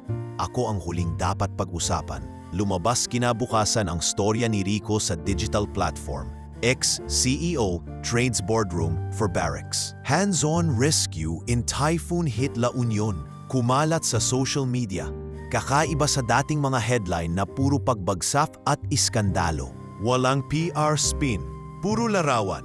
Si Clarice buhat ang lumpo papunta sa takbo ng ambulansiya. Si Clarice nakatalungko habang kausap ang batang umiiyak sa sirang tsinelas. Si Clarice nagtitimpla ng lugaw sa mga evacuee. Sa unang pagkakataon, naging balita siya ng hindi baril ng intriga ang nakatutok. Subalit sa parehong oras na sumisibol ang simpatiya, umuusbong din ang pagtutol mula sa loob. Noong Agosto, habang abala siya sa pag-aayos ng supply inventory, dumating sa resort ang 4 na SUV, kaliwat kanang logo ng isang realty conglomerate. Bumaba si Veronica Chua, dating kaklase ni Clarice sa exclusive school at isa ring minor shareholder na nakabili ng shares matapos bumagsak ang presyo. "Clarice," tawag ni Veronica. Suot pa rin ang designer trench coat kahit maalinsangan. "I'm sorry, I can't assist with that request. I'm sorry, I can't assist with that request." "Alam ko na," sagot ni Clarice. Mababa ang boses ngunit di kailanmang naging mas malinaw. "At sa unang pagkakataon, hindi ako natatakot na may mawalan ako, maliban kung ang mawawalay tao." Nag-iwan ng calling card si Veronica sa folding table, saka kumindat sa ilang empleyadong nakamasid. "May 30 araw ka. Kapag hindi mo pa ring ibinigay, see you in court." Sa pag-alis ng convoy, hinawakan ni Clarice ang calling card. Sa sulok ng pavilion, pinanood siya ni Stella na kararating lamang mula Maynila. Bahagyang tumango si Stella. "Hindi matatapos ang paglilinis sa isang bagyo lang," pahiwatig niya. "Minsan may paparating pang mas malakas. Hindi ulan, kundi ganid." Humugot si Clarice ng malalim na hinga, itinapon ang calling card sa basurang lata at tumingin sa mga trabahador na muling nagbubuhat ng tabla para sa bagong pabahay. "Kung bagyo man yan," sabi niya, "haharapin namin ng magkasama. Wala nang iwanan." Nang bumalik si Clarice sa Maynila matapos ang 1 linggong pag-ikot sa mga bahay pamahayan ng La Union, dinatnan niya ang pasalubong na hindi niyog o bagoong, kundi manipis na sobre na inabot ng resepsyonista sa lumang satellite office ng VLLI sa Pasig. Kulay abo ang papel, walang logo, ngunit mabigat ang laman. Isang notice of tender offer mula sa Alcyon Global Property Fund, isang banyagang investment house na kilala sa mabilisang pagbili at pagbebenta ng mga distressed resort para gawing pribadong enclaves. Sa ilalim ng logo, pirmado si Veronica Chua bilang local partner and authorized signatory. Nilalaman ng liham ang tila mapagbigay na alok. Bilhin ang lahat ng natitirang shares ng Vergara Block kapalit ng agarang kapital na 4 bilyon pesos at isang pangakong ipagpapatuloy ang ilan sa mga proyektong pangkomunidad kung makikitang viable. Sa dulo ng liham, nakasulat ang deadline, 30 araw. Sa eskinita ng isip ni Clarice, sumiksad ang lamig. Kung tanggapin niya, matatapos ang paghihirap, ngunit mawawala ang layunin. Kung tanggihan, posibleng pumasok ang hostile takeover sa paraang hindi niya kakayaning harangin. Tinipa niya ang numero ni Stella. May tender offer si Veronica. Bulalas niya, pauspa ang boses sa pagod. Partner niya ang Alcyon, International Sharks Stella. Hindi ko alam kung hanggang saan to. Alam ko, malamig na sagot ng babae sa kabilang linya. Nasa radar ko na sila bago ka pa bumaba ng bus. Huminahon ka. Hindi sila papasok kung wala silang nakikitang kahinaan. Kung boto lang ito, paano kung kulang tayo? Sa board, 26% pa rin ang hawak ng dati kong mga kabarkada. At baka lumipat sila. Huwag mong unahan ng algebra, tugon ni Stella. May payat na numerong mas mahalaga kaysa shares. Compliance rate. Hari man ang may kapital, pero kung pinaligiran ng paglabag, matutulog yan sa korte, hindi sa beach. 2 araw ang lumipas bago itinawag ni Clarice ang emergency board meeting. Walang mararangyang flower arrangement. Pinili nila ang compressed function room sa katabing co-working space dahil isinara ng bangko ang malaking boardroom sa BGC habang hindi pa nababayaran ng interes. Nakaupo sa dulo si Stella. Nakakulay abo na blazer imbes na lumang sweeper cap, ngunit walang badge ng karangyaan, tanging isang maliit na notebook. Katabi niya si Clarice, bit-bit ang paypay na gawa sa dagta, pasalubong ng mga nanay sa La Union. Unang nagsalita si Veronica, nakahilig sa silya na parang siya ang may-ari ng lugar. Gentlemen and ladies, Alcyon's offer is the single most generous package VLLI has ever seen since its inception. We are dangling billions in capital infusion. We absorb the outstanding liabilities, and we give a clean exit to everyone tired of living from cost cut to calamity. Hindi umimik si Clarice. Naghihintay siya ng pulso ng mga direktor. Tumikhim si Miss Agoncillo, isang independent direktor. 40% na pag-aari ni Miss Ramirez ang immediate veto rito. But if she abstains, we need 51% vote to accept. Singit ni Veronica habang pinipitik ang pearl bracelet. Kaya nga narito tayo. If Stella really wants to help communities, malaking tulong ang sure funding ng Alcyon. Hindi ba, dear? Tumingin siya kay Stella na nakakunot noo ngunit kalmado. Tinawag mong sure funding. Tugon ni Stella. Mababa at tuwid ang tinig. Pero 5 sa 7 property ng Alcyon sa Indonesia ang nahalt dahil sa kaso ng illegal mangrove clearing. Tingin mo ba yan ang gusto ng coastal barangay na kasama sa master plan natin? Allegations. Tango ni Veronica. All settled. Besides, may demolition notice na sa resort ninyo. Unless you forgot, Clarice. Signed by the LGU last week dahil unsafe structures. Kung hindi ninyo tatanggapin ang offer, kapit lang kayo dyan para kayong nakaupo sa wasak na bahay bago pa dumating ang bulldozer. Gumilis ang pintig ni Clarice. Noon niya lamang nalaman ang demolition order. Tuwid na napaupo si Stella. Sinabi mo unsafe, pero lumabas kahapon ang structural integrity report naming pinirmahan ng independent engineers. Nilusaw ang demolition ground. So anong ginamit ninyong data? Umismid si Veronica. Political pressure. Negosyo ito. Wag naive. Sa gitna ng bangayan, biglang nag-flash ang teleponong hayak ni Mr. Yao, isa pang direktor. Pinakita niya ang trending topic. #Putik Queen is back. Muling lumabas sa X, Twitter at TikTok ang lumang video ng insidente ng putik. Ngayon ay sinapawan ng caption na, "Ganito ba ang CEO na dapat patawarin?" May kasamang litrato ni Clarice sa evacuation center. Ngunit pinutol ang konteksto upang magmukhang staged. Heto na naman, bulalas ni Clarice. Halos mapahigop sa galit. Veronica, ikaw ba ang may pakana nito?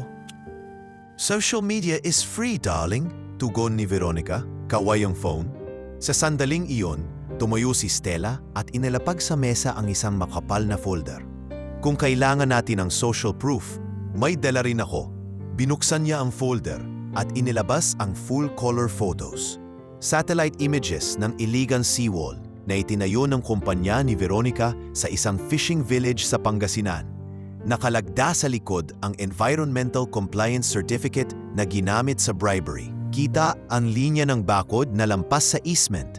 Kita ang coral bleaching sa drone shots. At may sworn affidavits mula sa 3 dating site engineer. Huminga si Veronica. Saglit na nawala ang kumpiyansang ngiti. You wouldn't. I already did. Sagot ni Stella. Na-file ko na sa DNR at Ombudsman na yung umaga may kopya ang press. So bago mo buwagin ang aming resort, baka gusto mong ipaliwanag muna kung ba't may barrel vats ng cyanide sa proyekto mo. Napatingin ang mga direktor sa isa't isa. Ang noo ni Miss Agoncillo ay nagkunot. Yumuko si Mr. Yao at tumipa sa email. Maging si Clarice ay napatingin kay Stella. May halong gulat at paghanga. Sa isang iglap, bumaligtad ang lamesa. Let's put the offer to vote. Mungkahi ni Mr. Garcia, ang pinakamatandang direktor. Those in favor of Alcyon? 3 kamay ang bumangon. Ulang. Those opposed? Tumaas ang kamay ni Stella. Sumunod ang kay Clarice. At unti-unting nadagdag ang 2 pang independent directors na kanina'y nangingimi. 5 kontra 3. Plus ang 4 na abstain. Sapat para matablado ang tender offer. Nagtiklop si Veronica ng papel. Madiing tinupi hanggang halos mapunit.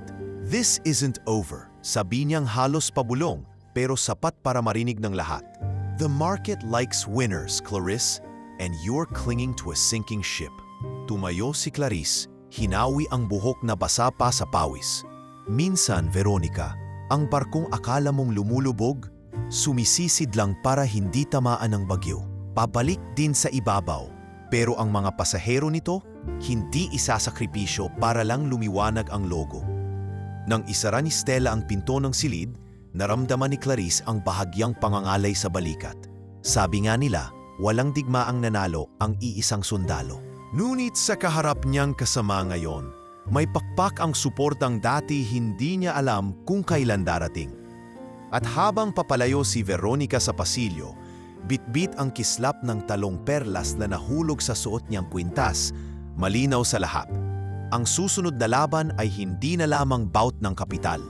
Ito na ay digmaan ng kredibilidad. At sa larangang iyon, ang presyo ng isang munting paglapag ng putik noon ay lumalaking alon na ngayon. Handang bumangga sa sinumang pumili ng lubos na kasakiman. Sa isang maulap na umaga ng Oktubre, nagmistulang palengkeng puno ng kamera at mikropono ang session hall ng Sangguniang Panlalawigan sa San Fernando, La Union. Karaniwang pagdaraw sa nito ng budget hearing, ngunit ngayon nakapaskin sa pintuan ang karatulang may malalaking titik. Public hearing on demolition petition versus Port Magata Resort. Sa harap, nakahanay ang mahigit 60 upuan para sa mga konsehal at kinatawan ng Department of Environment and Natural Resources, NDRRMC at Securities and Exchange Commission. Sa mezzanine sa itaas, naninikip ang espasyo sa dami ng residente, empleyado ng resort, nangingisda at syempre, mga street sweeper na sinadyang imbitahan ni Clarice, nakasuot ng malililis na uniforme sa gisag ng kung bakit sila naririto. Humugot ng malalim na hinga si Clarice habang hinihigpitan ang sinturon ng simpleng navy slacks. Wala na ang corporate blazer. Puting polo na lamang ang kasuotan, may logo ng Inclusive Spaces Pilot Program sa dibdib, pangalan ng planong rebirth ng VLLI. Sa kanyang kaliwa, kakapit sa siko niya si Aling Marites, na yo'y naka-ID bilang Facilities Community Rep. Sa kanan, tahimik si Stella Ramirez, hawak ang makapal na Impact Assessment Dossier na pinondohan ng Lira Holdings. Tila isang hanay ng magkakaibang mundo, ngayon ay magkakapatong na layers ng iisang agenda. Ayaw kong magmukhang sirkus ito. Bulong ni Clarice habang nakapila papasok. Huwag kang mag-alala, tugon ni Stella, hindi man lang kumurap. Kapag may katotohanan ang datos, kahit marinig ng 10,000 botante, magsasalitang yon para sa sarili. Pagbukas ng pinto, sumalubong agad ang flash ng media. Sa gitna ng kislap, naroon si Veronica Chua, suot ang maroon power suit, nakapinned ang pearl brooch na kumakislap sa ilaw. Lumapit ang isang reporter. Miss Chua, totoong greenwashing raw ang paglilipat ninyo ng resort sa International Fund? Saglit nang umiti si Veronica, tila sanay na sanay. Good intentions sometimes come in strong packages, dear. Tingnan na lang natin kung sino talaga ang gumagawa at sino lang ang nagdadrama sa baha. Sulyap niyang may bahid ng panguuyam kay Clarice. Tinawag ng Sergeant-at-Arms ang lahat na maupo. Unang nagbigay ng opening statement si Engineer Santos, Provincial Engineer. We received conflicting reports on structural safety and environmental compliance. Hence, this public hearing will determine whether a demolition order is warranted or a rehabilitation program may proceed. Itinaas ang kamay ng Council ni Veronica. Your Honors, we assert that the resort has become an imminent danger zone and that Ms. Vergara's current humanitarian PR cannot override objective risk. We therefore move to enforce immediate demolition and allow a reputable developer, Alcyon Global with Chua Holdings, to rebuild better. Halos maubos ang hangin sa dibdib ni Clarice, pero bago pa siya tumayo, mahigpit na hinawakan ni Stella ang kanyang wrist at marahang tumango. Hintayin mo ang timing. Tumayo muna ang representante ng barangay, si Kapitan Abalos, dala ang buwang guhit na muka. Mga konsehal, kung bubuwagin ninyo agad, saan pupunta ang mahigit 300 pamilyang nakasalalay sa trabaho sa resort? Di pa nga kami nakaka-recover sa Florida. Sumunod na nagsalita si Clarice, dahan-dahan upang marinig kahit sa pinakalikod. Ngayong araw, bit-bit namin ang impact study on socio-environmental rehabilitation. Kumindat siya kay Stella, inabot ang isang USB. Nag-project sa LED screen ang sunod-sunod na slides. Bathymetric scans, coral restoration plans, modular housing prototype. Bawat slide may digital signature ng 3 independent scientists. Lahat ng ito, pinondohan hindi ng resort revenue, kundi ng Lira Holdings bilang tulay na pondo. Tumingin siya sa hanay ng sweeper sa mezzanine.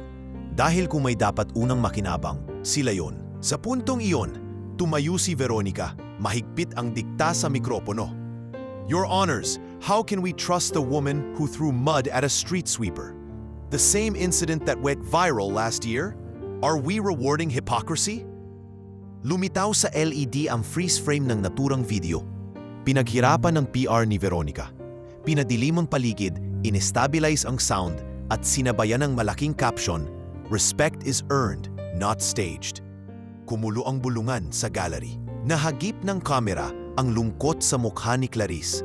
Ngunit hindi siya umiwas. Tumayo siya ng tuwid, hinila ang mikropono at hinayaan munang tumahimik ang ingay. Wala nang paligoy-ligoy, aniya. Oo, ako yon. At walang araw na hindi ako humingi ng tawad sa isip, sa salita, at kung matatanggap ninyo, pati sa gawa. Tumingin siya sa taas, diretso sa mga street sweeper. Aling Elena, Kuya Pido, kung naririto man kayo, patawad.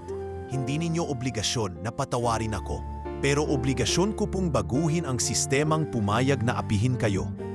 Isang sandaling tahimik, mula sa mezzanine, isang babae ang tumayo. Si Elena na dating sinigawan ng supervisor sa Fountain Garden. Itinaas niya ang kamay sa parang kilos kamao, hindi galit kundi suporta. Sinundan ito ng lumalakas na palakpak, hindi sigawan kundi dahan-dahang tunog ng mga palad hanggang umaling ang naw sa kisame. Ang ilang konsehal napatingin sa isa't isa, tila napigilan. Samantala, kumaway si Veronica sa kanyang abogado, tila handang sumagot. Ngunit bago pa ito makapagsalita, tumayo si Attorney Fernandez, lead counsel ni Stella, bit-bit ang binder na may pulang sticker. May I be recognized? Tumango ang chairperson. We submit for the record documented proof of bribery transactions between Ms. Chua's holding firm and specific LGU officials. Sabay turo kay Veronica. Check numbers, deposit slips, at mismong voice recording. Pinlay ang audio. Boses ng isang procurement officer, humihingi ng dagdag na facilitation fee kapalit ng expedited demolition. Nasama sa transcript ang phoned-in voice ni Veronica na nagsasaad, "Seal the deal. I don't care how." Nagliyab ang bulwagan sa ingay. "Objection!" Sigaw ng abogado ni Veronica. "Illegally obtained." Pinayagan ng korte. Putol ni attorney. "Fernandez, taas ang kopya ng judicially authorized wiretap order kaugnay sa environmental corruption. Kompleto ang chain of custody." Biglang lumiit ang mundo ni Veronica. Ang dating kumpiyansa ngayon na paigik sa pader ng ebidensya. Sinubukan niyang tumayo para magpaliwanag, ngunit tumindig si Kapitan Abalos, hinampas ng kahoy na pamalo ang lamesa. "Kung totoo man yan, mga kabarangay ko ang niloko ninyo." Sigaw niya.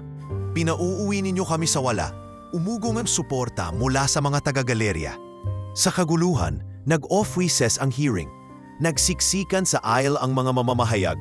May nagtatanong kung magkikwit na ba si Veronica, kung magsosorry ba si Clarice. Ngunit sa gitna ng palahaw, naupo si Clarice sa bangko, hinihingal, nilingon si Stella. "Tapos na ba to?" "Simula pa lang," sagot ni Stella. Ngunit ngayon ay may bahagyang ngiti. Pero ang mahalaga, nagkatinig ang komunidad. Kinabukasan 8 nakitang muling nagtipon sa teleconferencing room ng board ang mga direktor. Ngayon ay may bagong agenda, reconsideration of previous votes. Ang 2 sa 4 na abstaining directors kahapon, nakapanood ng livestream at nakakita ng bribery evidence, nagdeklara ng vote switch pabor kina Clarice at Stella. Dagdag pa rito, si Mr. Yao, na dati nagdadalawang isip, ay nagbenta ng kanyang 3% kay isang employee trust fund, na dagdag sa pro-community block. Sa quick count, 54% ng boto ang opisyal na bumaligtad laban sa Chua faction. Motion carried. Anunsyo ni Ms. Agoncillo, "We recommit to Inclusive Spaces Roadmap, rescind all prior negotiations with Alcyon, and authorize internal probe on bribery allegations." Samang-samang bumagsak ang balikat ni Clarice. Hindi sa pagid ng pagkatalo, kundi sa bigat ng panalong may kalakip na mas malalaking trabaho. Kaagad nag-ingay ang telepono ni Stella. Alert mula sa SEC. Notice of formal investigation. Chua Holdings and Alcyon Property Fund. Subject, violation of Securities Regulation Code, plus environmental malpractice.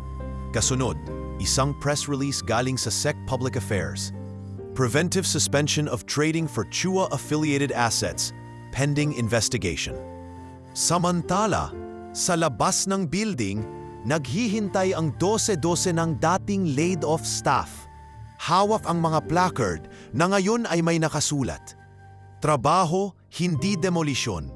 Vergara and Ramirez, ituloy ang reforma. At ang nakakaintriga, hindi na kami basura." Paglabas ni na Clarice at Stella, sinalubong sila ng hiyawan.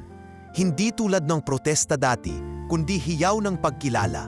"Ma'am Clarice," sigaw ni Kuya Pido. May hawak pang walis pero malinis na uniforme.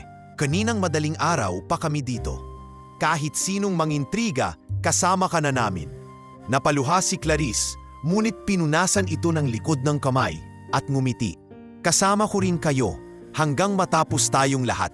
Sa tabi niya, tahimik na nakatingin si Stella. Tila pinagmamasdan kung gaano kaiba ang titig ng dating putik queen ngayon.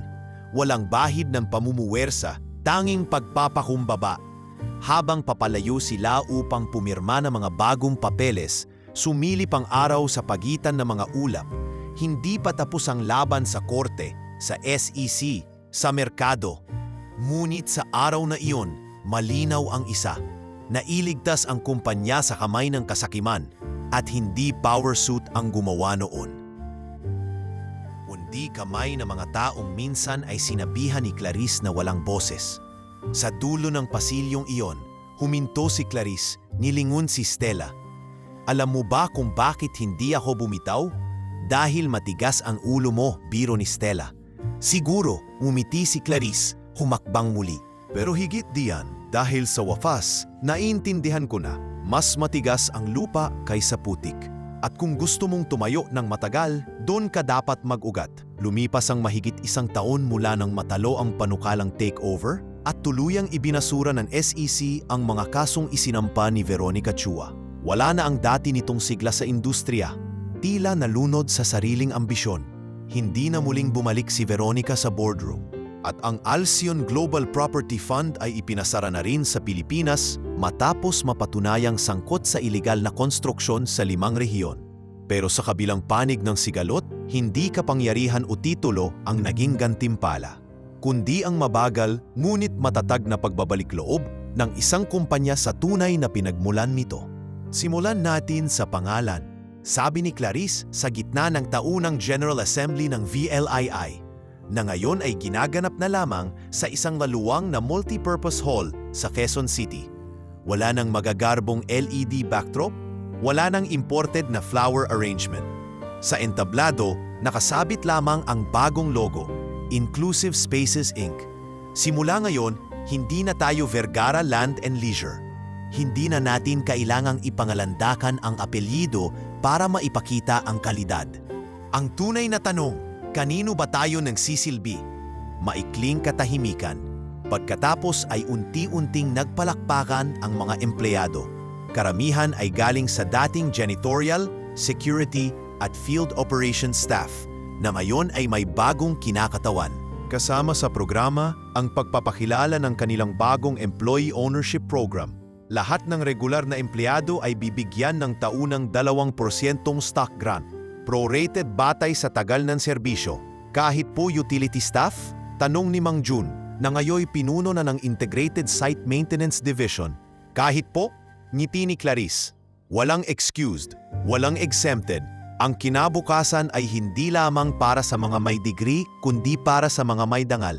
Ilang buwan bago ang pagbabagong ito, nagsagawa ng malawakang konsultasyon si Clarice kasama ang iba't ibang sektor ng kumpanya. Mula construction hanggang customer care, pati dating suppliers at vendor partners. Buong gabi silang nagkukwentuhan sa mga break room, kantina at online town halls. Pinapakinggan ang reklamo, hinaing at mungkahi ng mga tauhan. Ma'am, ani ng isang supervisor mula sa payroll department. Bakit hindi nating limitahan ng executive salary? Minsan ang taas ng sweldo ng top level habang nagka-cut off kami sa printer ink. Hindi nagalit si Clarice. Sa halip, kinabukasan ay naglabas siya ng bagong executive pay policy. Ang maximum salary ng kahit sinong opisyal ng kumpanya ay hindi lalampas sa 10 beses ng average na sweldo ng rank-and-file employees. Ito'y ikinagulat ng ilan sa mga dating board consultant, ngunit pinalakpakan sa town hall. Kung hindi mo ayang mamuhay sa loob ng parameters ng organisasyon mo, paliwanag ni Clarice, ibig sabihin, hindi mo sila iniintindi. At kung hindi mo iniintindi ang pinagsisilbihan mo, bakit ka naririyan? Ang pagbabagong kultural sa loob ng kumpanya ay sinundan ng makabuluhang rebranding sa produkto.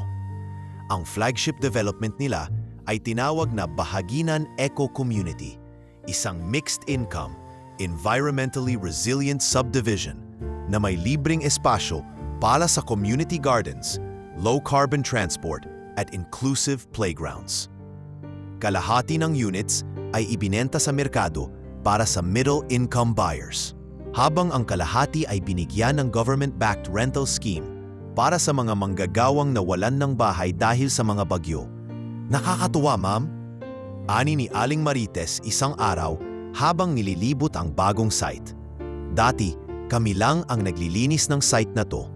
Ngayon, anak ko na mismo ang titira rito bilang homeowner. Diyan tayo nagkaiba sa ibang developers, sagot ni Clarice.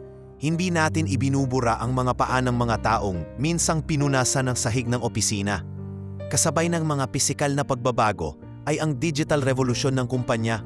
Naglunsad si Clarice ng online transparency dashboard kung saan pwedeng tingnan ng publiko ang gastos sa proyekto, mga kontraktor, environmental clearances, at employee wage distribution. Naging pilot project ito ng isang NGO at pimensagan silang the most transparent mid-sized developer in Asia. Habang unti-unting lumalakas muli ang kita ng kumpanya, hindi sa marangyang villas, kundi sa konsistenteng kita mula sa inclusive housing, ecotourism at skill-sharing initiatives. Mas lalong bumabalik ang kumpiyansa ng merkado. Taon matapos ang pagbagsak ng presyo, muling umakyat ang stock value ng kumpanya. Hindi nga ito kasintayog ng dati, ngunit sapat para masabing muling lumalakad, hindi na patalon. Hindi ko na kailangang sumabay sa Forbes, wika ni Clarice sa isang panayam ng lokal na business paper. Mas mahalaga sa akin ngayon kung paano ko babayaran ng tiwalang minsan kong sinayang. At totoo nga, sa huling survey ng Company Trust Index, higit 70% ng empleyado ang nagsabing may tunay na malasakit ang kasalukuyang liderato. Sa break room, makikita ang mga dating kontraktual na ngayoy regular na, nagtatawanan habang nagtutulungan sa pagluluto ng pansit para sa birthday ng maintenance head. "Ma'am, birthday ni Kuya Boy, tara po dito." Tawag ng isa habang si Clarice ay kakagaling lang sa site inspection. "Susunod ako," tugon niya. Binaba ang hard hat, ngumiti kay Stella na tahimik na nagtatala ng observation sa clipboard. Tahimik na umupo si Stella sa gilid ng silid-pahingahan, nanood habang si Clarice ay tumutulong magsalin ng sopas. Nang maubos ang pila, nilapitan niya ito. "Hindi ko akalain," sabi ni Stella, "na magagawa mo ang ganitong kalawak na pagbabago sa loob lang ng 2 taon." "Hindi ko rin akalain," sagot ni Clarice. "Pero kung may nagtulak sa akin para makita ang tunay kong sarili, ikaw yon." Tahimik ang palitan, ngunit sa pagitan ng sopas, tawa at simpleng palad ng pasasalamat, may damdaming hindi kailangang ipangsigawan. Isa na silang kumpanya, hindi dahil iisa ang pinanggalingan, kundi dahil pareho na silang marunong tumapak sa lupa. Maya-maya, tumawag ang assistant ni Clarice. "Ma'am, handa na po ang presentasyon para sa education grants." Tumango si Clarice, tumayo at bago umalis, tinapik si Stella sa balikat. "Ayoko nang umakyat sa taas ng mag-isa. Sa susunod, sabay tayong aakyat. Sa ayos, hindi sa yabang." Muli siyang lumingon sa likod. Nakita niya ang dating delivery boy na ngayoy HR assistant. Si Aling Marites, busy sa pagsasaayos ng overtime schedule. Si Stella, tahimik ngunit sigurado, kadat ang dulo ng ballpen, sinusuri ang ulat sa pagtaas ng employee savings. Minsan, ang tagumpay ay hindi pag-angat sa podium, kundi ang araw-araw na pagtindig sa lugar kung saan minsan kang natapakan, ngunit pinili mong bumangon para magsilbing tulay sa iba. Sumapit ang ika-5 anibersaryo ng Inclusive Spaces Inc. sa mismong araw na binuksan ng lungsod ng Maynila ang makintab na pintuan ng bulwagan ng City Hall para sa isang gabi ng pagkilala. Sa loob, naglalaro ang ilaw mula sa chandeliers sa ibabaw ng mahahabang lamesang yari sa Nara, imbis na champagne at caviar. Inihain ang lokal na kakanin, puto bumbong, kutsinta at milagang mani bilang pagpupugay sa mga taong minsang namasukan lamang sa kalsada. Ngunit ngayoy kinikilalang katuwang sa pagpapatakbo ng lungsod. Sa gitna ng entablado, nakapaskil sa LED screen ang mga salitang 100 million pesos, Urban Livelihood Fund for Street Sweepers, 12 lungsod, 1 bansa. Habang tumutugtog ang kwartet ng sikat na folk musicians, pumasok si Clarice Vergara, suot ang simpleng itim na bestida, walang brilyante, tanging maliit na silver brooch na hugis walis tingting ang nakadikit sa kaliwang balikat. Sa likuran niya, nakangiti si Stella Ramirez, nakaputing barong dress at beige na sapatos, halos walang makeup. Pinili nilang dumaan sa gilid, makipagkamay at kumustahin ang bawat grupo ng street sweepers na nakaupo sa harapan, pangunahing panauhin, hindi taga-suporta lamang. "Kuya Pido, kumusta na iyong maliit na sari-sari sa tondo?" tanong ni Clarice habang kinakamayan ang lalaking dati tahimik na nagwawalis sa Makati Avenue. "Ma'am, tuloy na tuloy po. Ginawa ko ngang puti kape-kafe para maalala ko kung saan nagsimula." Biro ni Pido, sabay tawa, kusa niyang inabot ang kamay ni Stella. "Salamat din po, Chairwoman, Ma'am Stella." "Hindi na kailangan ng ma'am, kuya," sagot ni Stella, dahan-dahang tumango. ay tayo rito ay parte ng iisang koponan. Nang magtakip silim, umakyat sa entablado ang alkalde, bit-bit ang antigong mikropono. Ngayong gabi, masiglang anunsyo niya, opisyal nating ilulunsad ang pondo na magpapaikot ng micro-enterprise loans, skills training at scholarship para sa mga anak ng ating street sweepers sa 12 lungsod. Tumindig ang mga tao, pumalakpak at sa unang pagkakataon maririnig ang malakas na yugyug ng sahig, parang drumroll ng bayan bago ang grand finale. Pagkatapos ng alkade, tinawag si Clarice at Stella upang tumanggap ng Plaque of Honor. Ngunit hindi lamang simpleng plake. Sa ibabaw nito nakaukit ang mga salita, Stella Clarice Center for Ethical Leadership, University of the Philippines, Diliman. Ang bagong gusali, pinunduhan mula sa pinagsamang kita ng inclusive spaces at donasyon ng Lira Holdings, ay maglilinang ng kurso sa Inclusive Urban Development at Corporate Accountability. Habang inaabot ni Clarice ang plake, iglang bumalik sa kanya ang eksenang matagal na niyang kinakapitan. Isang Range Rover, isang sandamakmak na putik, at mga matang hindi niya malimutan. Ngayon, naririto siya, hindi upang humingi ng kapatawaran, kundi upang yakapin ang responsibilidad na mas malawak pa sa negosyo.